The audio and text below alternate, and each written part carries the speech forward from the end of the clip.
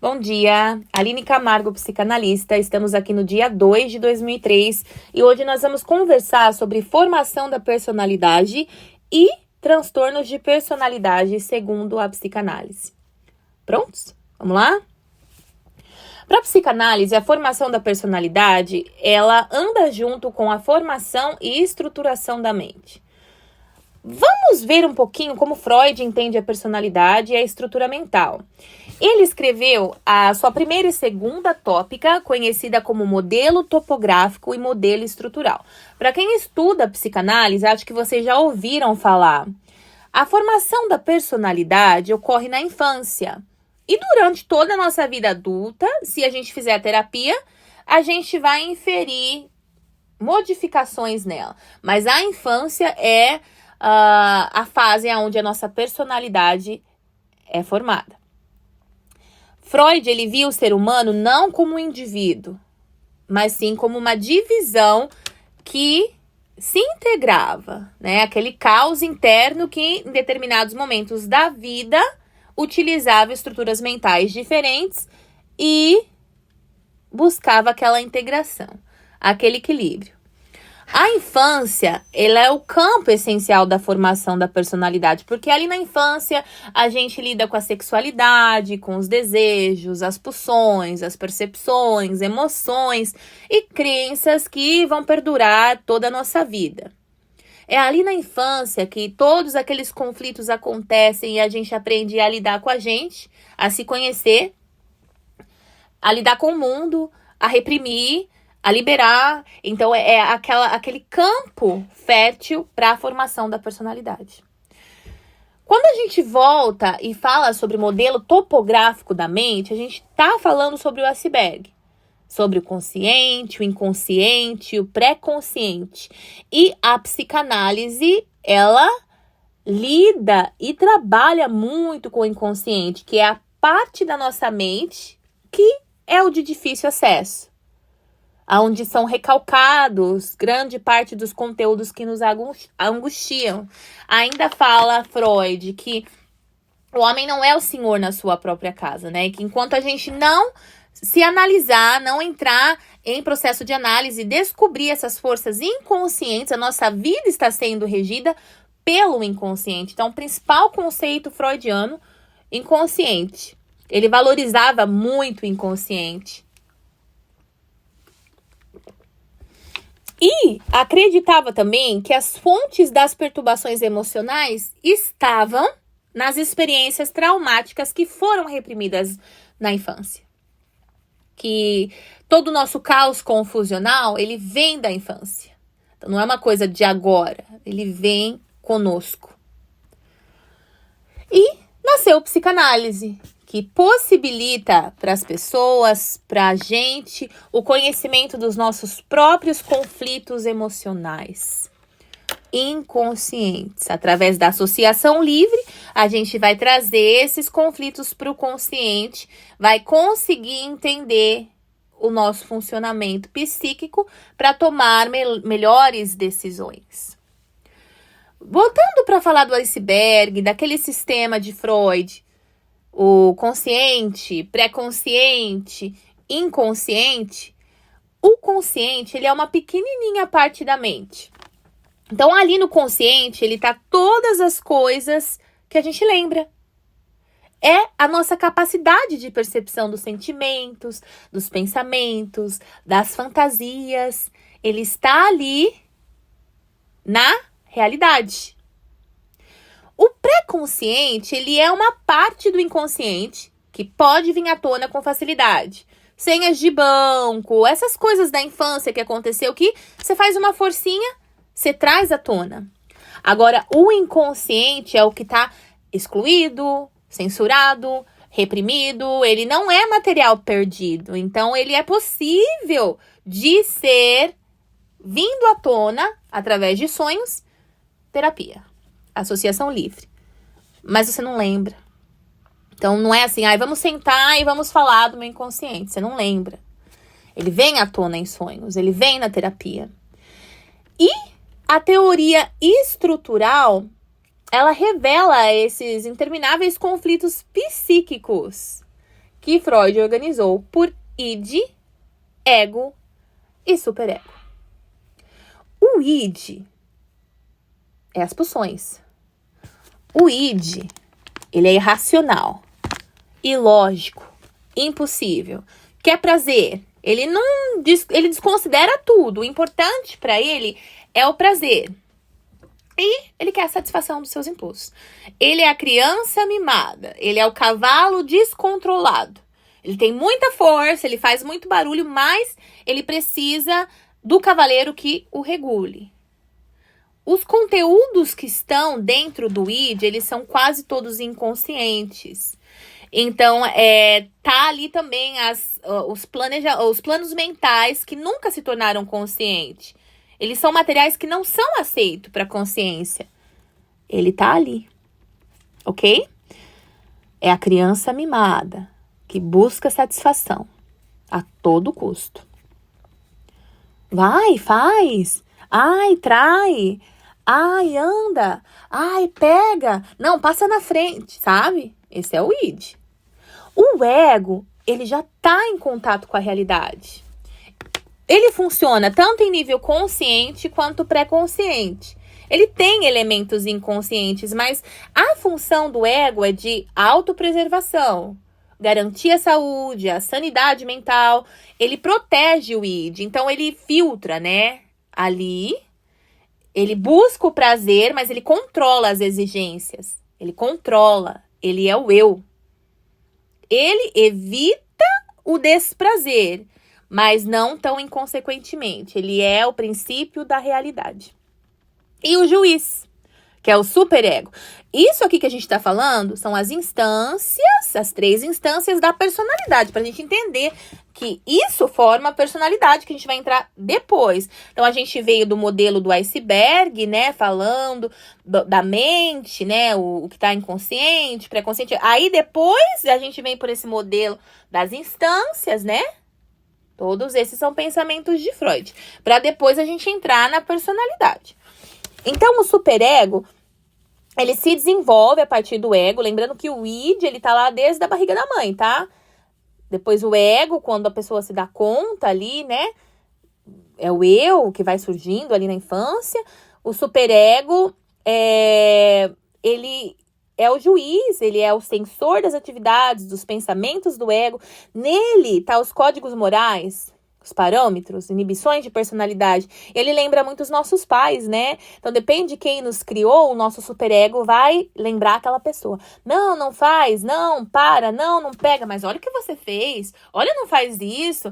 A função do superego é de autoobservação, formação de ideais, é da consciência, né? Nossa, mas por que você fez isso? Você não devia ter feito isso.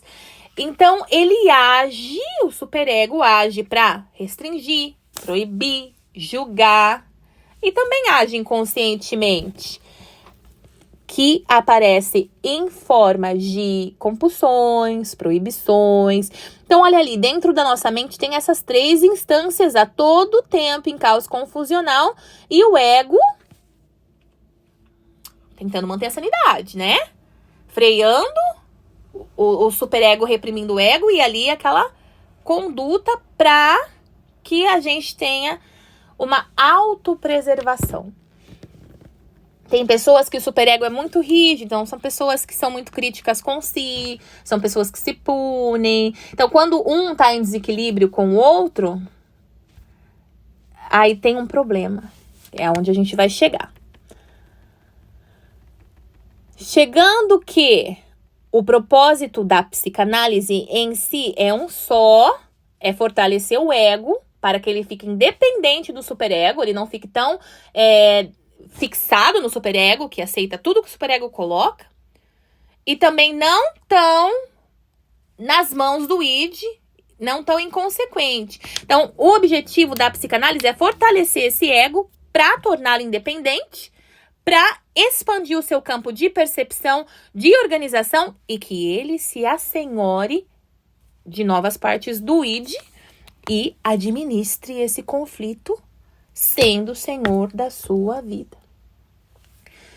tomando consciência dos pensamentos, das emoções, das ambivalências que há em nós, do que é do nosso pai, do que sabe, de coisas que tá aqui e que foi colocada em nós pela experiência, o caminho de vida, pelas coisas que aconteceram, pelos modelos que nós tivemos, que a gente vai tomando consciência e vai se livrando daquilo que não nos serve, entendendo como a gente funciona.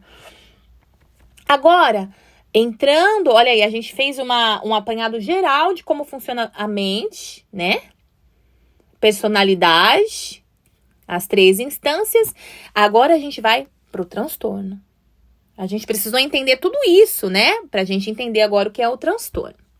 O transtorno de personalidade é quando esses padrões de comportamento afetam negativamente a vida da pessoa.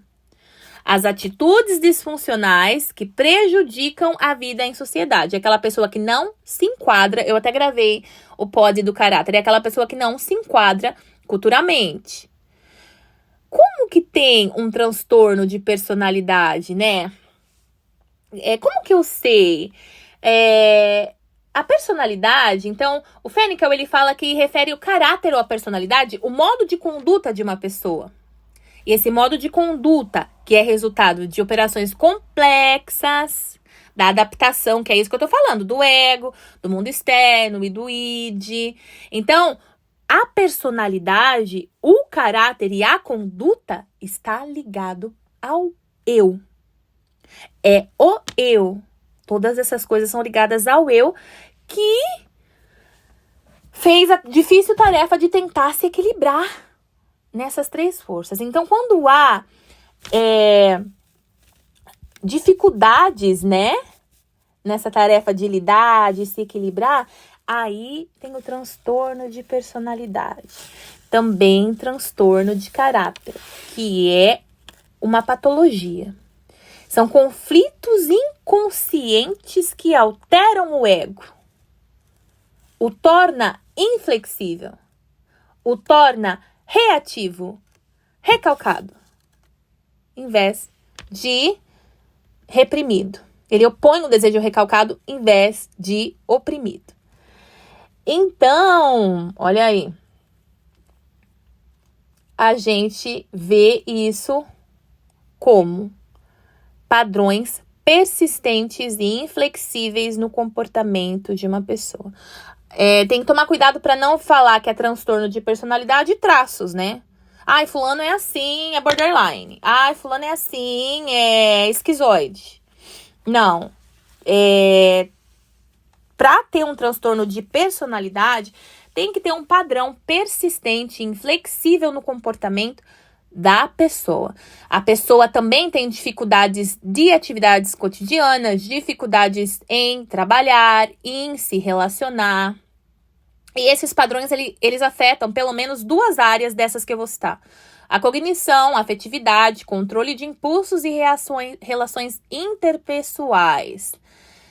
Tem muitos transtornos de personalidades, que são grupos de doenças mentais, aonde predomina pensamentos mal ajustados, rígidos e persistentes. Nós temos muitos padrões, muitos transtornos de personalidade, mas eu vou citar alguns aqui que são os mais conhecidos.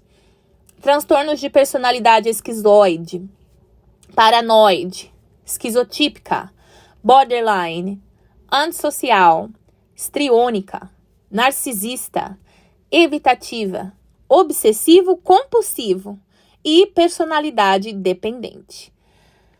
Uau, é muita coisa, né? É muita coisa para esse podcast que vai durar... I have a feeling que vai durar 1 hora. Não vai durar 1 hora, gente. Tô brincando. Então, a gente viu... Vamos fazer um apanhado. Como funciona a mente, de acordo com a psicanálise. As 3 instâncias, os processos que são consciente, pré-consciente, inconsciente, como eles se agrupam para a gente ter uma vida de equilíbrio e como os transtornos de personalidade revelam essa disfunção de comportamento, que é a disfunção que está lá dentro, que é o mau ajustamento, a falta de alinhamento que vem de dentro para fora. E hoje a gente vai ver sobre transtorno de múltiplas personalidades ou transtorno dissociativo de personalidade. A personalidade humana, ela não é construída de forma integrada. Então, quem garante, né, que a gente é um e se divide com a dissociação? E se a gente for dividido e se agrupa para melhor convivência, para melhor equilíbrio da nossa psique, né? Então, a gente vê que nós necessitamos de várias partes, né, da nossa personalidade que se integram. E, às vezes, esses pedaços não se juntam como deveriam ser. Esses pedaços não encaixam. É aí onde tem os transtornos dissociativos de identidade. Transtorno dissociativo de identidade. Transtorno de múltiplas personalidades. Ele é um quadro onde existem duas ou mais personalidades convivendo em uma só mente, dividindo o espaço onde somente uma deveria existir. Então, não há feito, né? Essas partes não se juntam. E aí tem ali mais personalidades. O que é personalidade? A gente viu, né? Que tem a ver com caráter, nosso jeitão de ser. Tem mais personalidades convivendo dentro dessa mente. Tem até um filme que é a Sibyl, depois vou deixar aqui para vocês assistirem, que ela tem 15 personalidades convivendo dentro da mente. Esse filme mostra todos os conflitos psíquicos na vida dela, como isso assim tira ela do chão. E depois como que isso é solucionado, né? Qual que é o caminho para isso. E partindo de religião, falando disso, muitas pessoas confundem isso com forças que dominam a pessoa, é o inimigo, ou é o diabo, ou qualquer coisa que pega a pessoa. Mas é um transtorno mental, gente. É uma doença, é uma patologia. E há ali uma alternância de personalidade. Tem alguns... ela é tão, assim, de difícil diagnóstico, que diagnóstico dela é somente médicos psiquiatras, juntamente com a equipe. Mas não é um traço. É um conjunto de coisas, junto com terapia e tudo, que precisa ser feito para poder identificar se é o que a pessoa tem. Então, não é uma coisa que você fala, fulano tem transtorno dissociativo de identidade. Então, assim, por conta dessa alternância de personalidades, a pessoa, ela tem a rotina, a vida, as atividades de vida dela totalmente bagunçada. Ela não se lembra nem do nome, ela não consegue lembrar de atividades. Porque quando tem essa troca de personalidade, ela não consegue ter consciência. Por que acontece esse transtorno de personalidade? É as pecinhas que não se encaixaram bem, né? É as pecinhas ali que não tiveram o encaixe perfeito. Mas, em geral, ele é provocado por uma ruptura na psique. Abuso sexual na infância. A maioria dos casos de transtorno dissociativo de identidade advém de abuso sexual na infância. Aonde, para sobreviver ali àquela situação, a criança precisou criar uma segunda consciência para viver ali, para sobreviver. Também tem os dados que de 9 em 10 pacientes com esse transtorno dissociativo de identidade, 9 são mulheres, afirmando ainda mais a histeria nos casos. Lembrando que tem uma diferença em dissociação múltipla, que é a perda da consciência, é onde uma consciência se apaga para outra surgir. Essa é a dissociação. E a despersonalização, que é outra coisa, que é a perca da unidade da personalidade. Tá bom? Então, são coisas diferentes. Dissociação e despersonalização são coisas diferentes. E essa patologia, ela tem muitas divisões no campo da psiquiatria. Nem eles entre si ainda é tema de muitos embates. E quais que é a causa desse problema? Eu já falei que ali é abuso sexual e rupturas na vida da pessoa. estresses grandes. Às vezes viu alguém morrer, às vezes estava num acidente, eventos traumáticos que abalou a psique. Então, tem situações que a gente passa que abala a nossa psique de tal forma que ela não consegue se reintegrar. E os sintomas são esses comportamentos diferentes e alternados. A pessoa muda da água para o vinho. Então, a pessoa é uma que, de repente, ela muda. Você percebe a mudança nela, é evidente, né? Ela se socializa de forma incomum. A despersonalização, quando ela se sente desconectada de si própria. Ela sente que ela é irreal, que ela é espectadora da sua vida, que ela não tem poder na sua vida, ela tem aquele sentimento, aquela sensação de invasão, coisas que parece que não pertencem a ela. Amnésia, ela não se lembra de coisas, então de repente ela lembra que ela estava no parque, mas aí ela não lembra como ela chegou na casa dela. E o diagnóstico parece que é fácil, mas não é fácil. Por isso que eu falei, precisa de uma equipe de profissionais, de psiquiatras para poder identificar. Porque tem muitos sinais que podem se confundir com outras doenças. Aí a pessoa tem um diagnóstico incompleto, inadequado. E os especialistas que são experientes para isso, eles se guiam por sinais. Então, quando eles veem que a pessoa tem mais de uma personalidade, o psicoterapeuta vai observar que a pessoa ali carrega mais de uma personalidade e tem muito conflito, descontrole, ali se dá o início de uma investigação. O nível de sofrimento, essas pessoas sofrem muito. Elas se dedicam ao conflito existente na sua mente. Elas não conseguem levar uma vida comum, elas não conseguem trabalhar, elas não conseguem estudar, elas não conseguem relaxar. Elas se dedicam elas ficam presas ali, naquele conflito. Juntamente com as lacunas de memória, que a memória se fragmenta. Às vezes vem falsas memórias, cria-se falsas memórias. Ela perde memória. Então, são coisas assim, flashes, né? Flashes vai, flashes vem.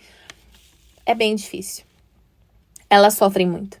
E o tratamento desse transtorno dissociativo, ele é possível, mas alguns casos que são graves é a internação.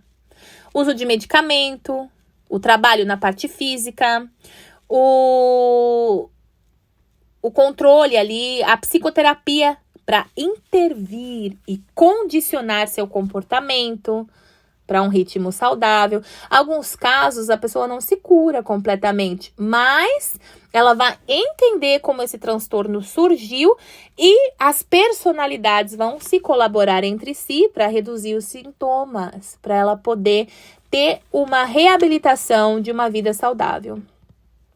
Então, o intuito ali da psicoterapia, de tudo, é que a pessoa tenha o controle de si e da qualidade de vida que leva. Esse é um transtorno que eu me interesso bastante. Eu gosto muito de estudar e ver sobre eles, constantemente estar lendo sobre ele. Tem um filme que é Sybil, eu vou deixar aqui o link para vocês assistirem. Às vezes parece assustador, né? Por isso que as pessoas, às vezes, empregam a religião como algo que te possui. Não, isso é um transtorno, é uma patologia. Isso tem a ver com a mente, com a personalidade. É incrível em ver como a nossa mente tanto pode colaborar para nós, ou pode também, coisas que acontecem no dia a dia, inferir na maneira que a gente vive, na nossa qualidade de vida, nas nossas crenças e nos nossos resultados. Bom, hoje eu vou falar sobre esse transtorno. Nos próximos podcasts, eu quero falar sobre outros transtornos de personalidade, porque é muito interessante. Se você gostou desse podcast, põe aí, #gostei e compartilha. Obrigada e feliz ano novo para vocês.